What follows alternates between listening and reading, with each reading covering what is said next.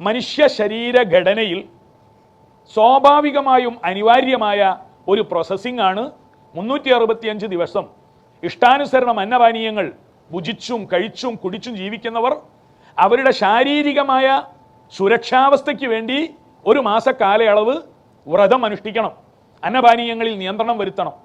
ഇത് ശാരീരികമായ ഘടന പടച്ച തമ്പുരാൻ എങ്ങനെയാണോ മനുഷ്യർക്ക് നൽകിയത് അന്ന് മുതൽ ഘടനയിൽ തന്നെ വന്നതാണ്.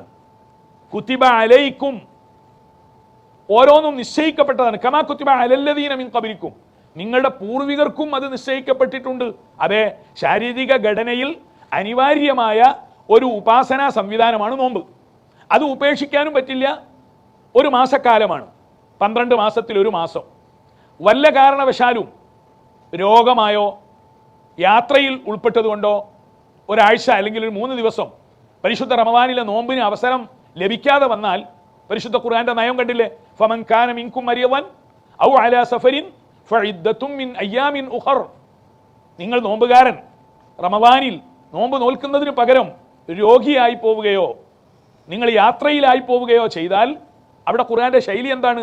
ഖളാ വീട്ടണം എന്ന് പറയുന്നതിന് പകരം ഫഇദ്ദത്തും മിൻ അയ്യാമിൻ ഉഖർ, മറ്റ് നാളുകളിൽ നിന്നും എണ്ണം പൂർത്തിയാക്കണം.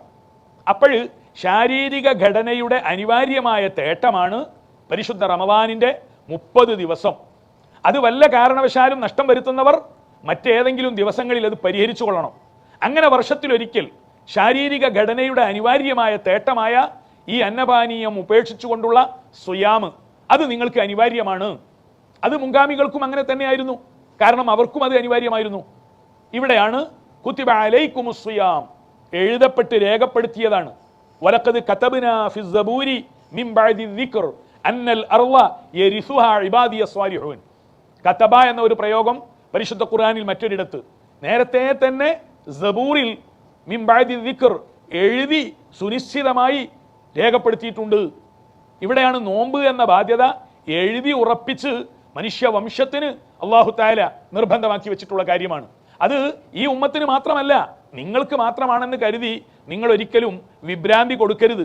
പൂർവികർക്കും അങ്ങനെ തന്നെയാണ് നാം ചെയ്തിട്ടുള്ളത് എന്ന് പറയുന്നതോടുകൂടി നമുക്ക് മാത്രമുള്ള എന്തെങ്കിലും ഒരു ബുദ്ധിമുട്ടാണ് എന്ന തോന്നൽ ഒഴിവായി തീരും.